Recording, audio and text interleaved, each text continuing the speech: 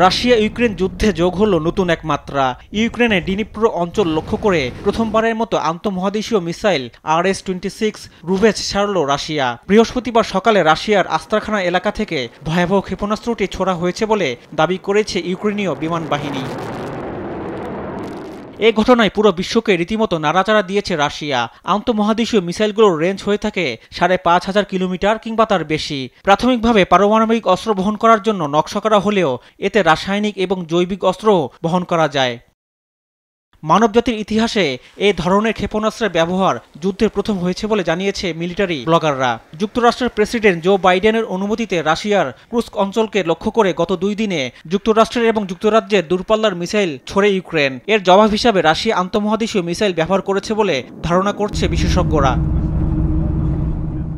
শক্তিশালী মিসাইলটি আটকানো হয়েছে কিনা তা জানায়নি কিয়েভ। তবে রাশিয়ার ছোড়া 6টি KH-101 ক্রুজ মিসাইল ভূপাতিত করার দাবি করেছে ইউক্রেনীয় বাহিনী। তবে এই বিষয়ে কোনো মন্তব্য করেনি রাশিয়ার পররাষ্ট্র মন্ত্রণালয়ের মুখপাত্র মারিয়া জাকারোভা। নিউজ ডেস্ক, ডেস টিভি।